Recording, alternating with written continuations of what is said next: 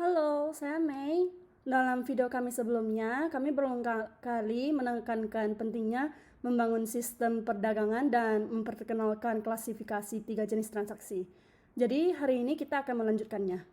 Tentang gaya perdagangan dan lihat gaya mana yang cocok untuk Anda.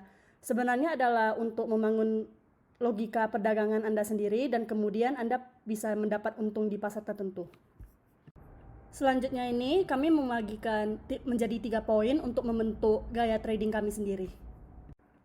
Poin pertama adalah tentukan siklus perdagangan Anda sendiri, yaitu waktu penahanan, yang umumnya dibagi menjadi investor, pedagang jangka panjang, pedagang jangka menengah, pedagang jangka pendek, dan pedagang jangka pendek ultra, yang merupakannya pedagang intraday.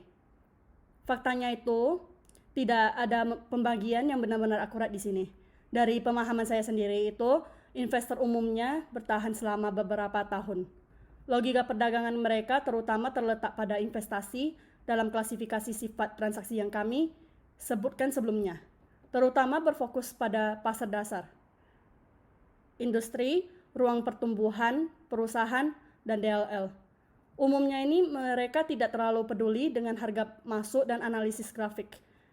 Untuk jenis-jenis pedagang, semakin pendek siklus perdagangannya, semakin sedikit perhatian yang diberikan pada fundamental dan lebih banyak perhatian akan diberikan pada key-line dari grafik, yang merupakannya logika.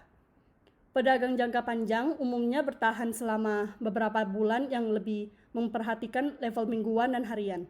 Adapun jalur tengah biasanya berlangsung selama beberapa minggu. Lebih fokus pada jalur harian dan jalur 4 jam. Sedangkan jalur pendek itu beberapa hari, oleh karena itu akan lebih memperhatikan jalur 4 jam dan 1 jam key-line. Pedagang harian seperti namanya, mengadakan periode dalam 1 hari, dan lebih banyak lagi adalah perdagangan pada baris di bawah level 1 jam, termasuk level 30 menit, 5 menit, dan atau bahkan 1 menit. Bagi saya lebih suka perdagangan jangka pendek dan intrahari. Semakin pendek jangka waktunya, semakin kecil kemungkinan bertemu black swan. Tetapi key-line di bawah level 1 jam akan memilih lebih banyak sinyal yang memengaruhi perdagangan Anda. Dan itu akan lebih intensif energi. Sedangkan untuk transaksi jangka panjang, lebih mudah untuk mendapatkan tren yang besar. Tetapi waktu akan memiliki biaya yang lebih tinggi. Dan resiko yang menurut saya relatif besar, ini terserah Anda bagaimana memilih gaya metode trading yang Anda inginkan, dan siklus trading seperti apa yang terjadi pada akhirnya dan setelah jelas adalah hal yang paling mendasar untuk menerapkan metode dan strategi trading nantinya. Poin kedua itu tergantung pada apakah Anda suka mengikuti tren atau pedagang ayunan dalam periode yang bergejolak. Jika Anda adalah trader yang mengikuti tren, Anda akan melakukan ini. Selama pasar tidak mencapai titik belok selama periode penahanan, selama trailing berhenti, Anda tidak terkena, Anda akan terus melakukannya. Karena Anda selalu mengikuti tren. Dengan cara ini terus-menerus menutup dan membuka posisi dalam tren dan mengikutinya. Banyak pedagang dengan cara ini tidak menetapkan bagian dari pesanan mereka untuk mengambil keuntungan. Tentu saja menghentikan kehilangan pasti diperlukan. Mari kita bicara tentang band yang mengejutkan. Sederhananya, orang yang berdagang band memiliki posisi ambil keuntungan di pasar ini. Artinya itu, setiap order memiliki posisi ambil keuntungan. Ini adalah logika membeli tinggi dan menjual rendah.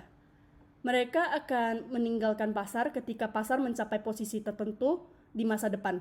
Dan kemudian mereka akan menemukan kesempatan untuk memasuki pasar lagi dan lagi. Ini adalah dua logika yang sangat berbeda dari memegang posisi. Pasti tidak ada orang yang baik atau siapa yang jahat.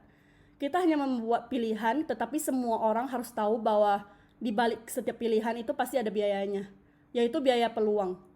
Mari kita ambil contoh seseorang pedagang ayunan. Keuntungannya adalah jika pasar tidak memiliki tren yang kuat di pasar kejutan yang luas dan tidak ada arah yang jelas, saya dapat membeli dan keluar dengan sangat cepat dan menghasilkannya keuntungan terus-menerus di sini. Tetapi kerugiannya adalah ketika tren yang kuat benar-benar datang, saya dapat menutup posisi dan segera meninggalkan pasar. Dan kemudian pasar sepihak itu tidak memberi saya kesempatan untuk memasuki pasar sama sekali. Maka saya mungkin akan kehilangan keuntungan yang dibawa oleh gelombang besar tren. Sehingga setiap pilihan yang diambil akan memiliki biaya. Dan biaya ini tidak dapat dihindari. Banyak trader akan berpikir bahwa saya dapat menggabungkan dua gaya ini. Tetapi itu tidak mungkin. Kombinasi dari dua gaya ini dapat dengan mudah membingungkan logika investasi Anda, seperti halnya trading di sisi kiri dan kanan. Hampir tidak mungkin dilakukan dua-duanya pada saat yang sama. Kita hanya dapat memilih salah satu dari mereka dan menentinya. Poin ketiga, ini adalah cara untuk masuk. Umumnya ada dua cara untuk memasuki pasar, satu entry kiri dan yang lainnya entry kanan. Memasuki pasar di sisi kiri, misalnya pasar belum menunjukkan titik belok dan dalam penurunan sepihak, kami merasa bahwa kami telah mencapai harga atau area permintaan yang baik, dan kami mulai memberi. Ini mirip dengan bottom fishing. Saya telah mengobrol dengan Anda di video sebelumnya. Sulit itu untuk melewati dasar bottom fishing itu adalah transaksi sebelah kiri. Perdagangan di sini, di sisi yang kanan itu lebih mudah dipahami. Pasar telah mencapai titik belok atau tren telah rusak atau struktur telah rusak. Kami akan menindaklanjuti untuk membeli atau menjual.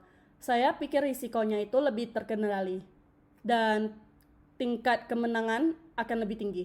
Ini lebih tinggi tetapi keuntungannya pasti tidak sebanyak bottom fishing dari titik terendah.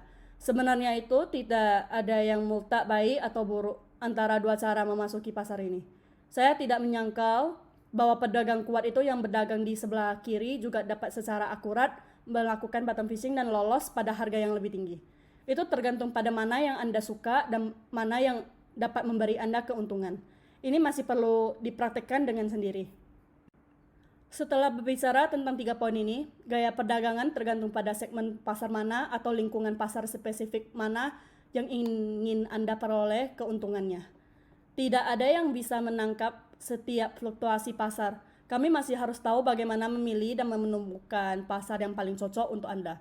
Karena di pasar ini tidak banyak pedagang yang tahu bagaimana memilih dan tahu persis apa yang mereka inginkan. Jika Anda sudah menjadi pedagang seperti itu dan Anda mempraktikkannya terus, maka Anda telah melampaui banyak orang. Faktanya itu beberapa psikologi perdagangan penting telah terlibat di sini, yaitu dengan sabar menunggu munculnya pasar yang cocok untuk Anda. Itu saja untuk video hari ini. Lain kali mari kita bicara tentang metode dan strategi perdagangan tertentu. Saya harap Anda akan terus memperhatikan. Selamat datang untuk menyukai dan berlangganan saluran saya. Bagi yang berminat untuk bertumbuh dan berkomunikasi bersama, silakan tambah grup diskusi Telegram di bawah ini. Video ini. Terima kasih.